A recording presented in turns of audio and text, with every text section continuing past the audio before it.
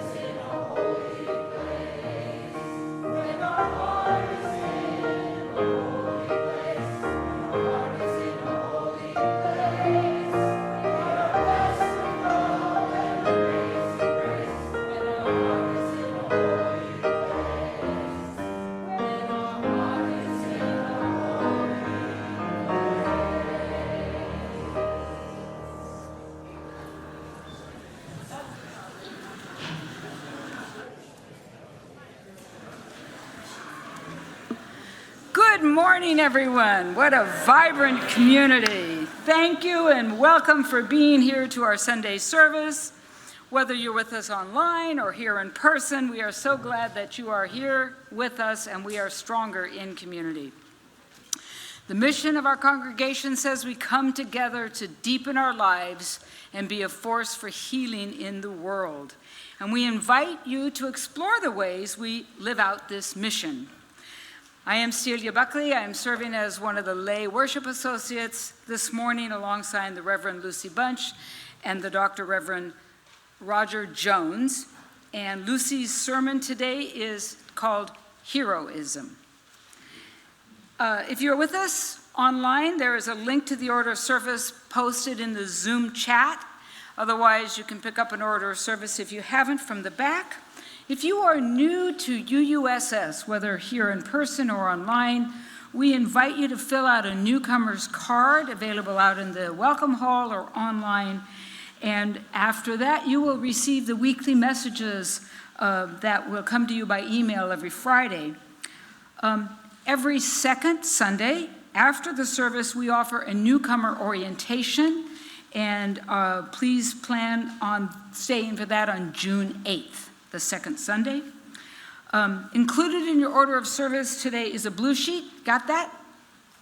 Yes, you have that blue sheet. And I need to grab one for a second for the addition. So I have a few things I want to highlight that are in the blue sheet or things that are coming up beyond the coming week, which is what the blue sheet talks about. One of them is today is the deadline. Excuse me. Pollen. Today is the deadline for the Justice and Equity Team, aka JET. They are charged with helping our congregation enact our strategic plan and live out our commitment to justice, equity, and compassion. And today is the deadline to take the survey, Check the Pulse. And if you have not filled out that survey, and thank you to the many people who have, Out on the welcome hall on the connections table is a link to be able to fill that survey out online, and today is the deadline, so please do that if you can. Today, right after the service in 12 noon, out there in the RE buildings in room 6, is an open class for anyone on exploring Unitarian Universalism. So we would love to see you there. Also today, during the coffee hour, the POC caucus meet and greet will meet here in the sanctuary after the service for light refreshments, introductions, and conversation. And if you identify as Indigenous, a person of color, or have a mixed racial background, please join in. Tonight, this is all still today, tonight we are the UUSS Pink Haven Gender Refugee Project is hosting a benefit concert right here in the sanctuary at 7 p.m. Our evening of Trans, Joy, and Resistance features local trans, non-binary musicians performing original music in folk, indie pop, and multi-genre forms. There will be baked cookies and interactive fun. Please come and support this important event and have a great time. The suggested ticket price is $25, but it is also on a sliding scale. I gave more, and tickets will be available at the door. 2 weeks from now, there's another music opportunity on Saturday, June 8th at 2 p.m.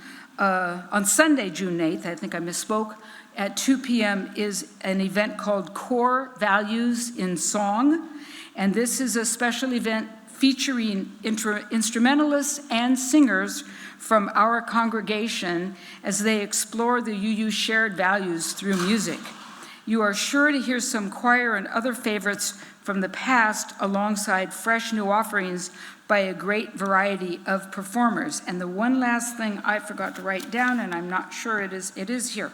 So next Sunday on June 1st, after church at 12 noon, our former choir director, Keith Atwater, will be leading a talk available, interactive talk called America's Other Homegrown Denominations. It's a forum, and there's no charge. Of course, donations are invited. Come learn about the Mormon LDS, Christian Scientists, Seventh-day Adventists, and Jehovah's Witnesses. And apparently, Universalists are considered homegrown. So that's why this is a topic this way. And Keith is a retired professor at American River College in Religious and Humanities Studies. So that's next Sunday. So there are lots and lots of ways to get involved and to be with fellow UUs and to nourish our spirits and help our brains. So I have not yet turned off my cell phone. It just dinged a minute ago. So I invite you to join me in turning your cell phone completely off. Most importantly, silence those alarms. They do not shut up unless you tell the alarms to be quiet also, so that we can all be present and not listen to extra sounds. And if by chance one of your neighbors' alarm seems to be going off, and if they're struggling, please try to help them out. Thank you so much.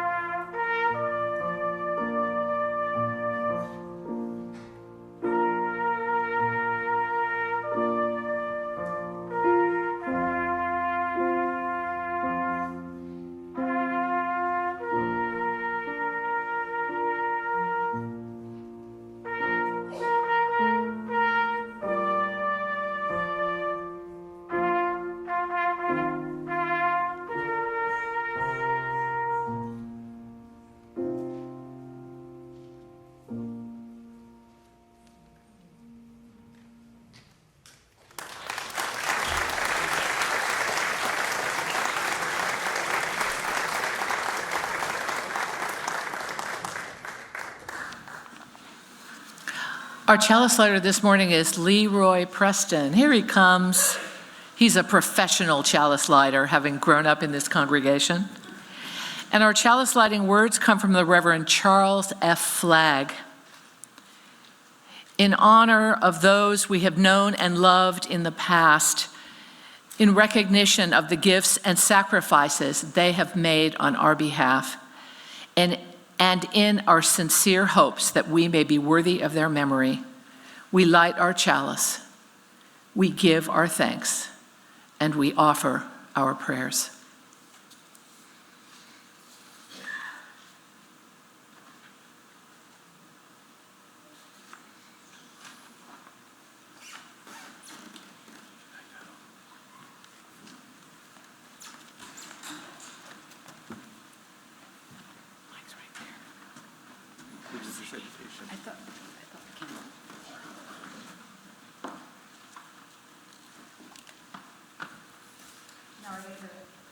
Now I get to play Anthony a little bit, and we invite any of those kids that are involved in our religious education program to make their way to the back. As we stand and sing your song, you got to put one foot in the front of it. Yeah, you got to put one foot in front of the other and lead with love. Put one foot in front of the other and lead with love. Faster, you got to put one foot in front of the other and lead with love. Put one foot in front of the other and lead with love. Don't you give up hope. You're not alone. Don't you give up. Keep moving on. You gotta put one foot in front of the other and lead with love. Put one foot in front of the other and lead with love. You gotta put one foot in front of the other and lead with love. Put one foot in front of the other and lead with love. Thank you. Next, we shall light our candle of compassion and resistance in these times of anxiety, of disruption, when cruelty is on display in this country, when human dignity and human lives are under assault. We affirm the values of human dignity, human freedom, human flourishing.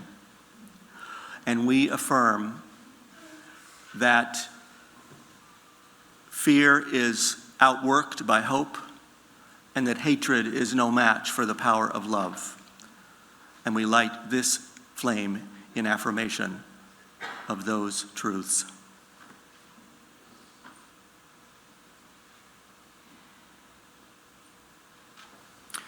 Amen. Good morning. It's good to be with all of you. I'm the person who will be leading the Exploring UUism class down in room 6. So grab your coffee after the service. You may need it. And all are welcome. And if you're new here, feel free to ask somebody where room 6 is. We have a number of joys, sorrows, reasons for gratitude on our hearts this morning. If you have something that you would like to have included in next Sunday's Joys and Sorrows, you can find the Joys and Sorrows link in the weekly message email that comes out on Friday, and you can let Lucy and me know. And you can let us know your news, and you can let us know if we may include it in the spoken Joys and Sorrows. Among the reasons for joy and gratitude for many in our community is the completion of another school year. To students and their families, teachers and other school workers, we send wishes for time off which is restful and enjoyable, safe and peaceful.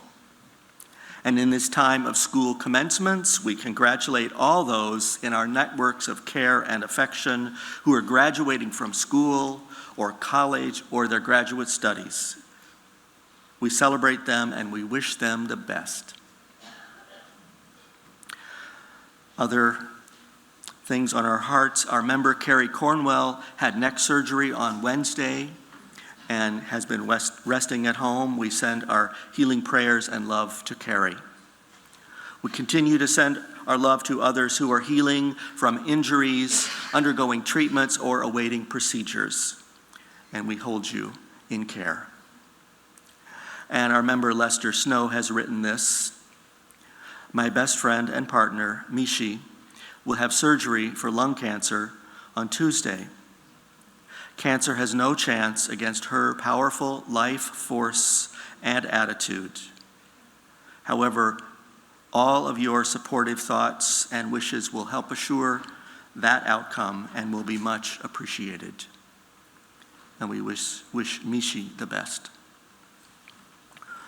As you no doubt read and heard last Sunday, that our member Doris Simonis passed away, and we will soon announce a date for a memorial service here at UUSS for Doris this summer. News of 2 other deaths in our congregation. Esther Franklin died on May 18, 10 weeks before her 100th birthday. Esther Franklin was an educator, librarian, writer, and peace activist, and a UUSS member for 73 years. We extend our condolences to her family, and there will be more in the weekly message about her life, but a family celebration will take place sometime this summer. Chris Bradfield, who was known by his nickname C, passed away recently. We learned this from C's sister, Polly Washington, who was hoping to come to service with us today. Polly, are you here? We extend our condolences to Polly and to all who were friends of C's, all who showed kindness to him. C grew up in this congregation and became reconnected to it several years ago while in his 70s, coming here from Midtown on his bicycle. May he rest in peace. Looking beyond these walls, we grieve the murders of Sarah Milgram and Yaron Lichinsky in Washington, D.C. last week. May we pray for an end to anti-Semitic violence in this country and resist the growth of hostile acts across this country, violence which cannot lead us to justice or to peace. Also today is the 5th anniversary of the murder of George Floyd on a city street in Minneapolis, a black man of 46 years of age, a father and a victim of police violence. As we lift up his name, as we remember, as we grieve, let us promise not to turn away from the call to racial justice, the call to safety for all, the call to survival for all members of the human family. Tomorrow is Memorial Day, a national holiday set aside to honor all those who lost their lives while serving in the United States military.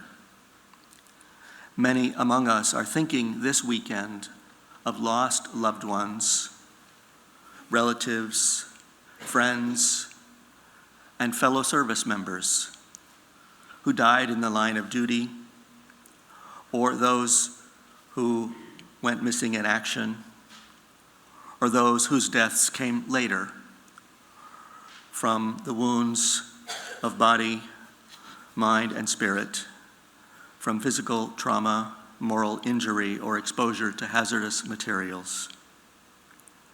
We grieve their suffering, and we mourn their deaths with humility. Let us honor them as we pray for the safety of those now serving. Let us honor them as we pray for peace. Now I invite you to join me for a few words of prayer, and we will follow that with some time of silence.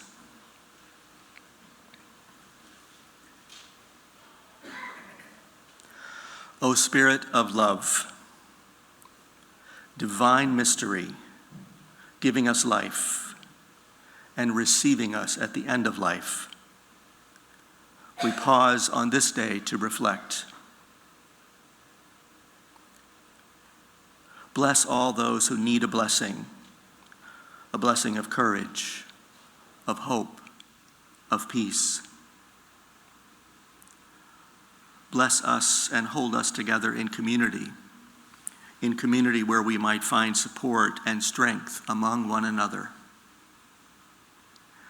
In our times of grief, confusion, and hardship, remind us of the power that we hold in the choice to act with kindness. Help us to be present with ourselves and with others. Help us to be grateful for the simple gifts of every day. And remind us of the love which calls us to bring our best hopes and our best selves into every day. So may it be. Blessed be. Amen.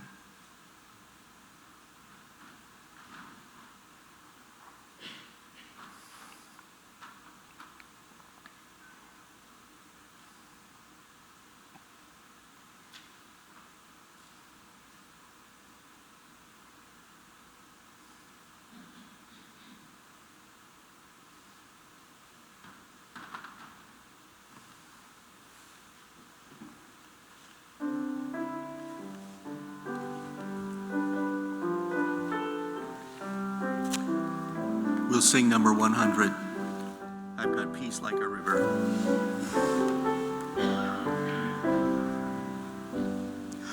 I've got peace like a river. I've got peace like a river. I've got peace like a river in my soul. I've got peace like a river. I've got peace like a river.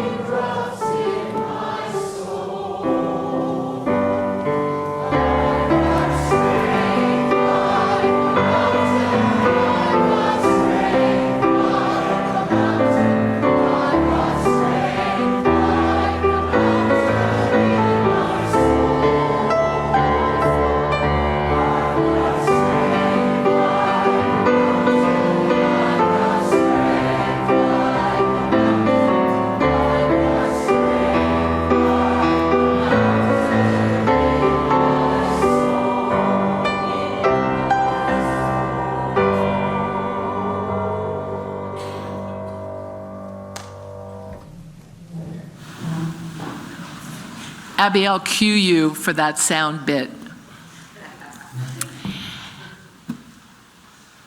How many of you know about My Unsung Hero?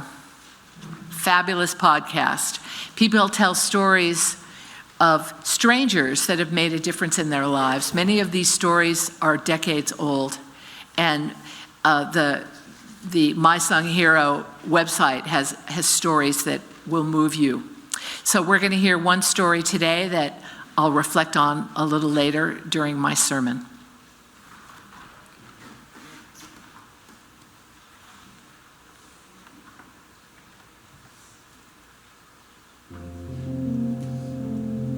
From Hidden Brain Media, I'm Shankar Vedanta.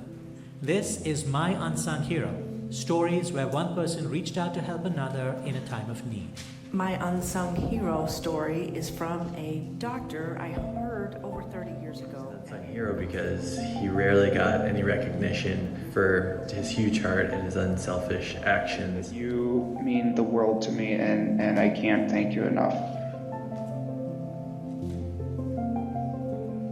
Today's story comes from listener Virginia Squire. More than 20 years ago, Virginia chaperoned a group of middle school students on a tour of England. She brought along her daughter, who was 8 years old at the time. On the end of their last day in London, something unexpected happened. We were getting ready to get on a subway at 5 o'clock in the afternoon. The station was packed. We arrived at the platform just as the train pulled in. I was holding my daughter's hand, and I turned to count my students. Suddenly, my daughter let go of my hand, jumped on the train, and the doors began to close. As the train gathered speed, I ran alongside, trying to force the door open by digging my fingers into the black rubber gasket. On the other side of the glass, I could see my daughter's panicked face. My last image before the train completely pulled out of my sight was of my daughter, her tear-streaked face, her fists pounding on the glass, and a young man completely dressed in black leather with a spiked dog collar around his neck, rising from his seat and moving towards her.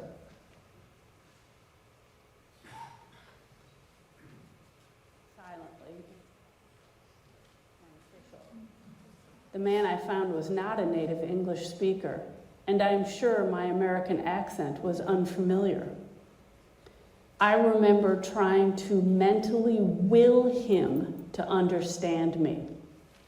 I was so shocked, too frightened to cry, too focused on getting this man to understand my plea for help. When suddenly one of my students appeared at my shoulder. "She's back," she said. I turned and there she was, my little girl. The man in leather had seen what had happened, and at the next stop, he got my daughter off the train and brought her back to me. My preconceived notion that he was frightening was destroyed. I remember looking up at him and then breaking down, sobbing, hugging my sobbing child. When I looked up again to thank him, he was gone. For weeks afterwards, I would break into tears at the thought of what could have been. To this day, I hold his image in my head when I find myself judging someone based on their appearance. I hope he hears this and knows he rescued me from the worst day of my life. He also taught me to be a more accepting person. Thank you, whoever you are.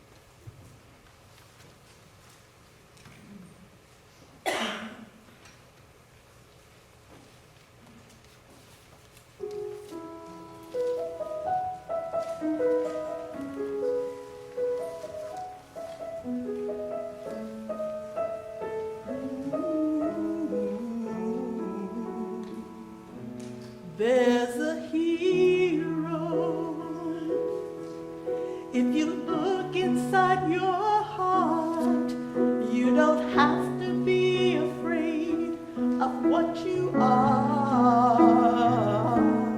There's an answer. If you reach into your soul and the sorrow that you know melts away,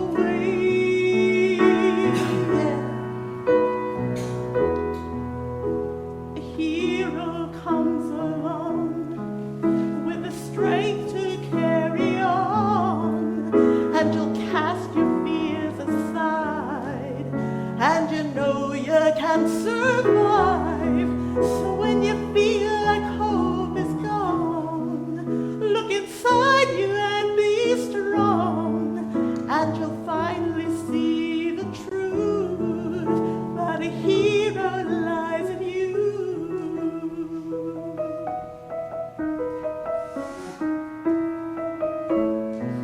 It's a long road when you face the world alone. No one reaches out a hand for you to hold.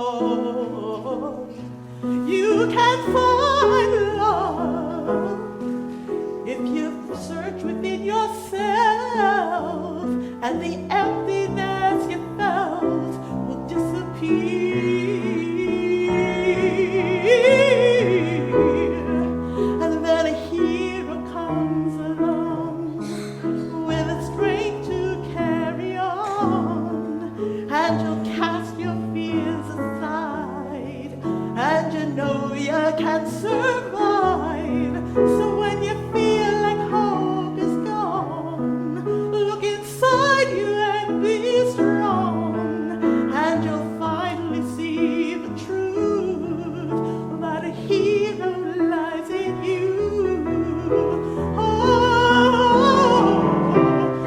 Lord knows dreams are hard to follow, but don't let anyone tear them away. Hold on, there will be tomorrow. In time, you'll find the way.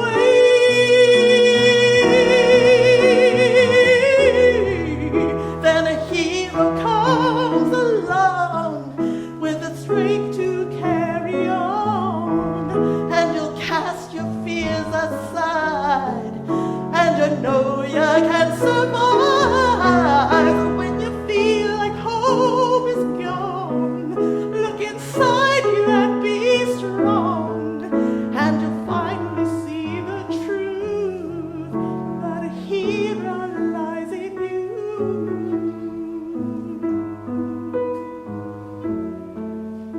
That a hero lies in you.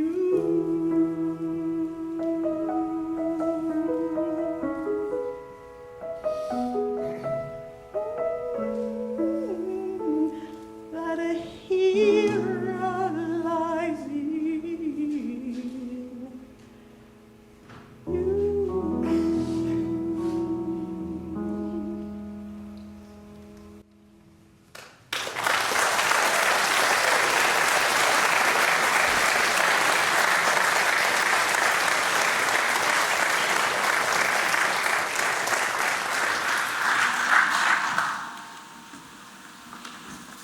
Thank you, Christiana.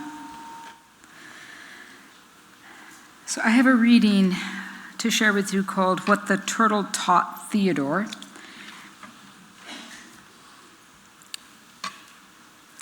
A small turtle sits in the palm of a person's hand. In his autobiography, Theodore Parker relates that as a child, 4 or 5 years old, living on a farm in Roxbury, he was walking through the fields one day, absent-mindedly swinging a stick through the tall grass. It was summertime. He stopped to watch the water bubble along a creek, and then he noticed a turtle sunning itself on a rock. He'd seen other boys use their sticks to strike turtles and other animals. It was part of what children thought was fun, just as some children still like to bully and hit those who are weaker than themselves. Often children and grown-ups too are copycats, mimicking the behavior of others who seem bigger or stronger than themselves. Young Theodore wanted to be like the other older boys he'd seen, so he raised his stick into the air, taking aim and preparing to knock the turtle into the water. Then something stopped him. Something seemed wrong with the situation. He looked again at the turtle, quiet, peaceful, enjoying the summer day just as he liked to feel the warmth and light of the sun. Had the turtle ever done him any harm? Was the turtle so different than himself? Slowly, he lowered his stick and walked home, thinking about what had happened. When he arrived home, his mother was there to greet him, and he told her about the incident. She listened carefully to Theodore and listened especially carefully when he rated how some strange force inside has stopped him from hitting the little animal. Theodore, she said, that force inside you was the voice of conscience. Always pay attention to it. Always follow what your conscience tells you. It's your moral compass that points you in the right direction. And if you honor your conscience, you'll never go wrong in this world. Theodore Parker grew up to become a Unitarian minister. In fact, one of the greatest leaders our faith has ever known. He became a champion of the defenseless who needed defending. He was a hero in the fight to end slavery in our country and fought for women's equality and their right to vote. He felt a sense of kinship with the whole family of creation, people of all sexes and races who had been made in the image of the holy. And it all started one day, one summer day when he was just a child who saw a turtle and decided to do what was right. By Gary Kowalski.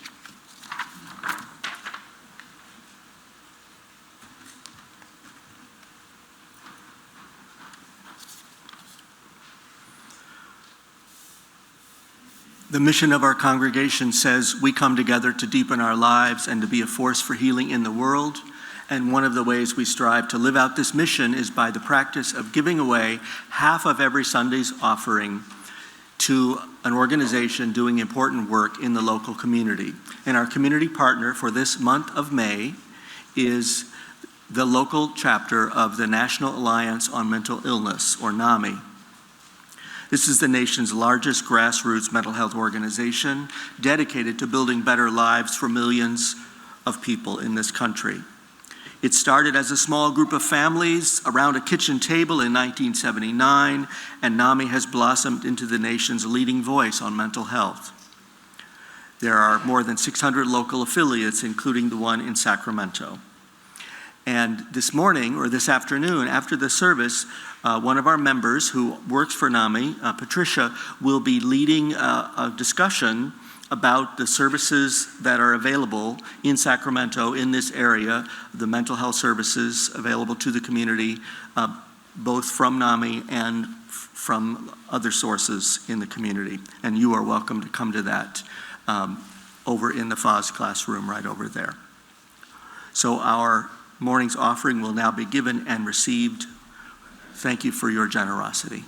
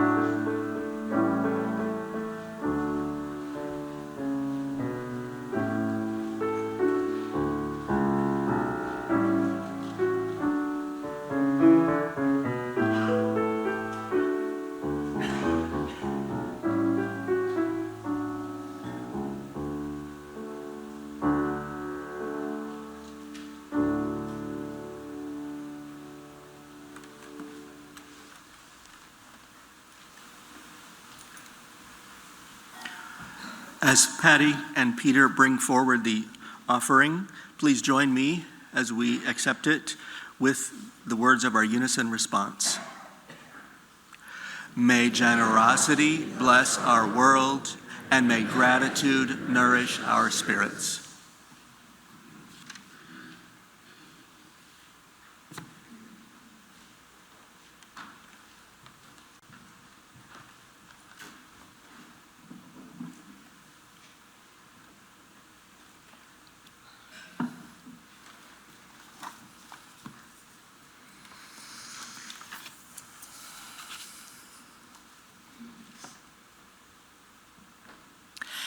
As Reverend Roger mentioned earlier, tomorrow is Memorial Day.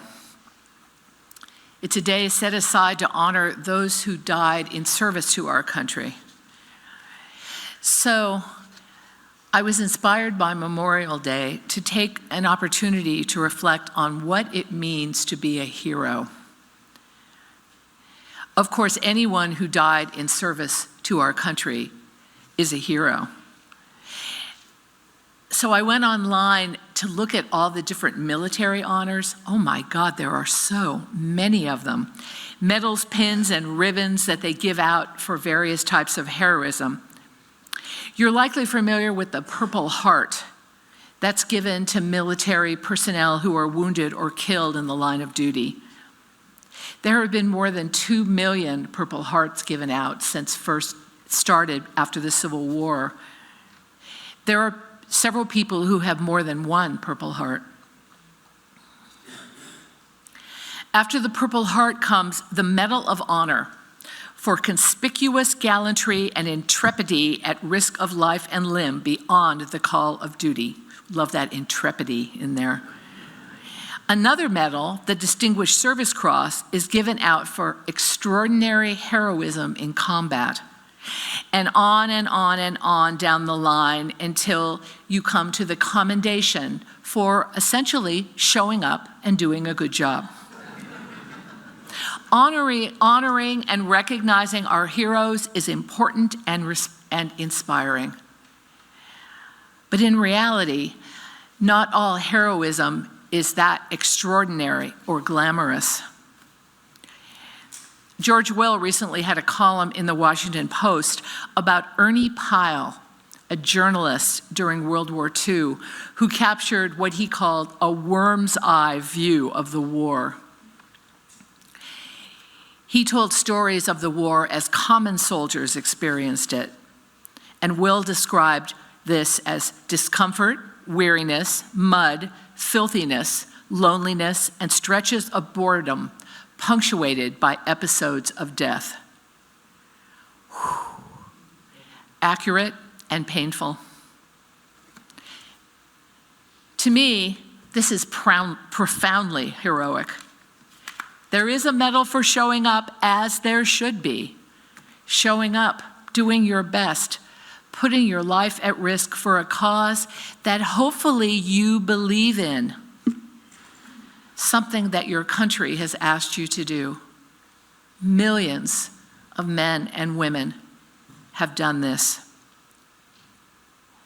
But what is heroism outside of war? How do we measure that? I immediately started thinking about the predominance of superheroes in our world and in our movies and our culture, and how the superhero has distorted our idea of what it means to be heroic, given us the idea that heroism is beyond the reach of the non-superhumans.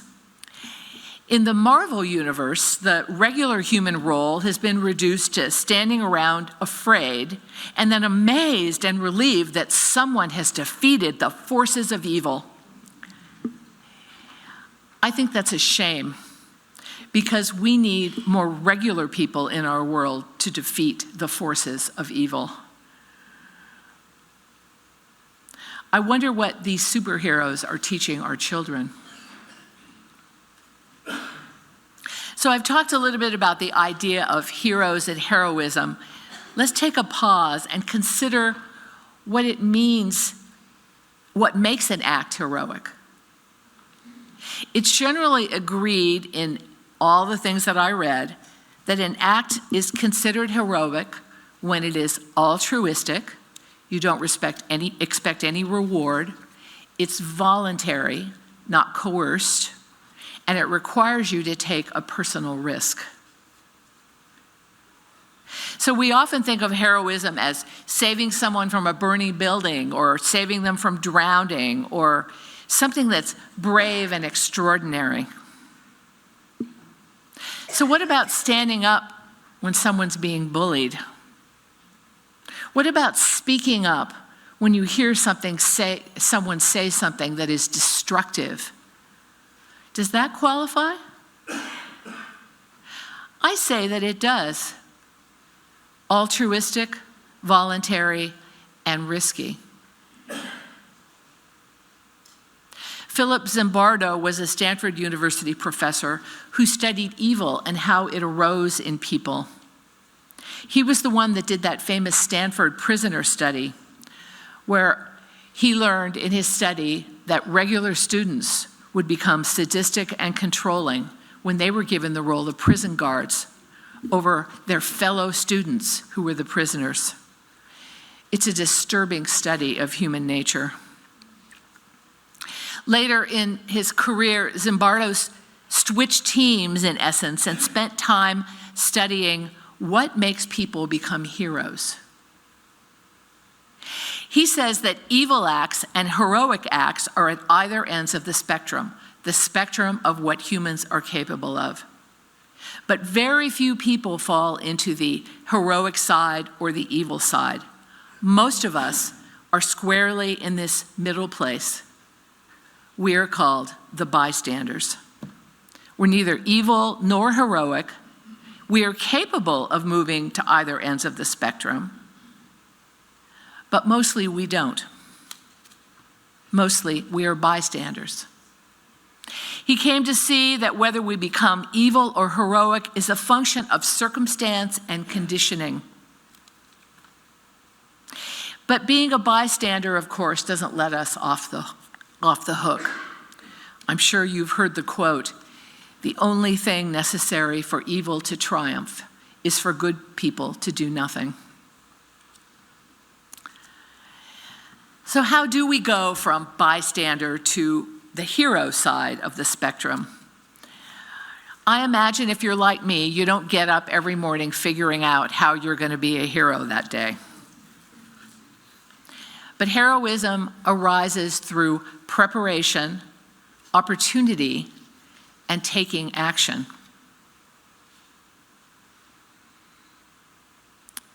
I chose that reading about Theodore Parker because it's an example of preparation for heroism. Parker was one of the founding ministers of Unitarianism, and he was very brave, especially regarding his stance as an abolitionist. He paid a steep price and put his life at risk. In the story we heard, he's just a small boy, but he was able to draw from his moral center to repress his emotional urges. We all know children like to hit things. Adults like to hit things. There's nothing wrong with hitting things as long as you're not hitting another being or destroying someone else's property. In fact, one of our members at the auction had a crash room experience where you could go and hit things. Nothing wrong with that. But in Parker's case, his ability to stop himself from hitting that turtle showed some really real emotional maturity. Something that we all need to develop. We can have our feelings and our impulses. We can go to the crash room and hit things, but we don't necessarily act on them without consideration. We don't let them rule us. We should try to act from our emotions only when it's constructive. This is part of living as a person of character. But preparation, development of character, is the first step on the hero track. The next step is opportunity, right? You have to have an opportunity to be a hero. Most opportunities, however, don't smack you in the face. Of course, when you're walking by the burning building and you run in to save somebody, that's smacking you in the face. But the everyday hero opportunities, they're more likely to be waiting there for you to notice. This is where connection and compassion come into play. Being aware of others, caring about others. That man on the underground in London was aware. He noticed that little girl standing there, likely noticed the distraught mother desperately trying to pry open the doors of the subway train. He didn't remain a bystander. He did that final step as well. He saw the opportunity and he took action. We don't know where he was going, what he'd planned for his day. We don't know what risk he was taking on. He saw someone in peril. And I don't think I'm overestimating that situation when an 8-year-old all alone on a subway with a desperate mother. He saw someone in peril and acted. He took charge of the situation and brought the little girl back to his mother. He was a hero to the mother, and he should be someone that we recognize as a hero. He was compassionate enough to see her distress, aware enough to notice what had happened, and took a risk to help her without expectation of a reward, without even staying around long enough to be thanked. As I said, the story came from the podcast, My Unsung Hero. Wonderful stories that describe actions that maybe if we were the one to do them, we wouldn't consider them heroic, but the receivers certainly did. There was another story that really stood out for me from that podcast, told by a mother who had a very aggressive toddler. And she'd experienced a lot of shame and judgment from other parents around the behavior of her son. So on this day of her story, she had mustered the courage to take him to the park. She chose a time when she didn't think that there would be very many children present, but there was one little girl and her mother. And of course, the first thing her son did was to go over and throw sand at the little girl.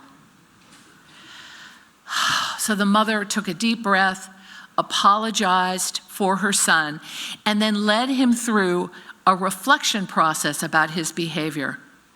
Was it okay to be mean to that little girl? Do you need to apologize to that little girl? A series of questions helping him get in touch with what he'd done and why it was wrong. The little boy went over and apologized. And after that apology, the other mother turned to her and said, "That was a masterful display of parenting skill."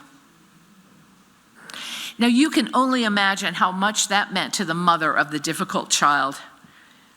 She said that knowing that that other parent was not judging her lifted her shame, helped her feel proud in all the work she'd put into raising her son. Kudos to that mother who said those kind words. She must have had some practice in compassion. She likely noticed that this mother felt ashamed. She spoke up with kindness and admiration. Preparation, opportunity, action. Before he died, Philip Zimbardo was on a mission to move people out of bystander and into hero. So he started a program called the Heroic Imagination Project. It's meant to help us expand our idea of what it means to be a hero. And he developed a curriculum to be used with school-age children. The program included specific steps to take how the children could develop their inner hero. Here are the steps. Become comfortable with standing out. Wear funny clothes, sing out loud. Compliment people. Pay attention to how other people are feeling. Imagine yourself as a hero. Listen to stories of heroes and reflect on the qualities that are like qualities you have. So why do you think he proposed that the kids practice standing out? These actions are preparation. It's about getting comfortable with standing out in a crowd, being comfortable being different from everyone, because stepping into that hero role might be the first person to speak up in a challenging situation. Complimenting people is a great way to practice speaking up. The risk is actually quite low, though the fact that most people are really uncomfortable complimenting other people implies that people think there is a risk, and you're really likely to get a positive response. I just love imagining some 10-year-old going around the schoolyard saying, "I really like your shoes." Paying attention, as he says, pay attention to what's going on. It's helping yourself be ready for an opportunity to be a hero, to cultivate awareness and compassion for others. And imagining yourself being a hero is practicing the action of actually doing it, opening your mind to the possibility. You can also think of something that's already happened where you wished you had stood up, you wished you had said something, and rerun that scenario, imagining yourself standing up, imagining yourself being that hero.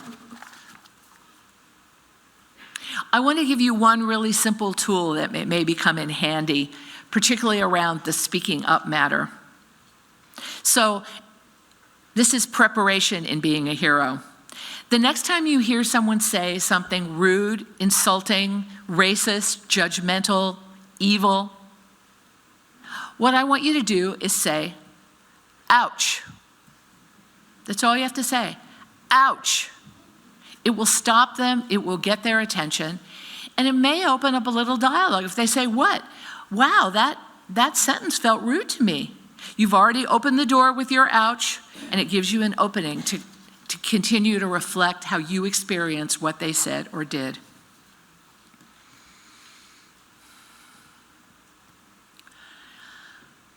Most of us will not be called to serve in a war.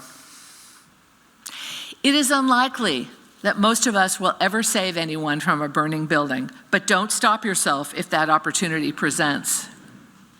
But all of us have opportunities for everyday heroism. Speaking up when you've heard rude comments, speaking up on behalf of someone else who's being bullied or intimidated, recognizing when something needs to be said or done, and not waiting for someone else to be the first one. Moving from bystander to hero. I don't have to tell you that our country is heading down a dark path. And we don't fully know what we will be called to do. And so we must prepare. We must learn not to let our fears get the best of us. We must ground ourselves in our values, draw our community close, draw in those who want to be part of our community, strengthen our connections, prepare ourselves so that when the opportunity arises, we can muster our inner hero and act. My father and my uncle both served in World War II, and another uncle served in Vietnam, and all of them came home. Of course, millions of others didn't. In the 20th century alone, 35 to 40 million soldiers died during wars, an endless field of white crosses as far as the eye can see. I am sure that there are those present here this morning who have lost people they care about to war. Some of those died while performing great heroic acts. When the opportunity arose, they risked everything. For others, they may not be decorated heroes, but they are heroes nonetheless. They showed up at great personal risk with no expectation of personal gain. So on this Memorial Day, let's just not let it pass with barbecues and sales. Let's take some time to reflect on what it means to be a hero. Let's express gratitude to those who gave their lives for our country in whatever way. Let's consider how you can prepare yourself for what may be asked of you. Consider what you need to do to move from bystander to hero. And know absolutely that you are not alone in this task. For we come together to deepen our lives and be a force for healing in the world. May it be so.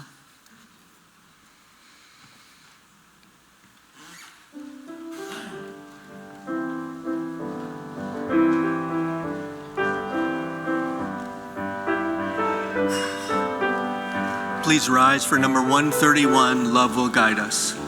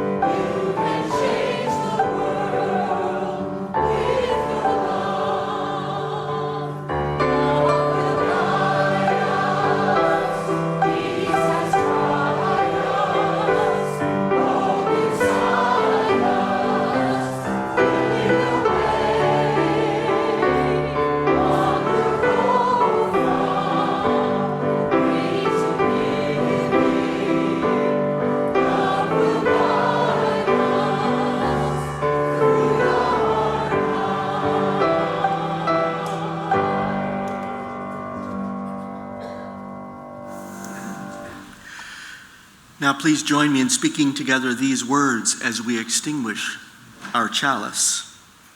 We extinguish this flame, but we carry the light, love, and commitment of this gathering into the days to come. Oh, let's reach out. Reach out to each other.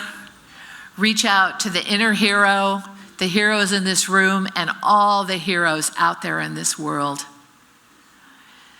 Let us remember preparation, opportunity, and action. Let us open our hearts to the possibility that we will have an opportunity to make a difference. We will have an opportunity to stand up, speak up, act up in a way that will shift the trajectory of this country and our world towards the goal of love and peace. May it be so.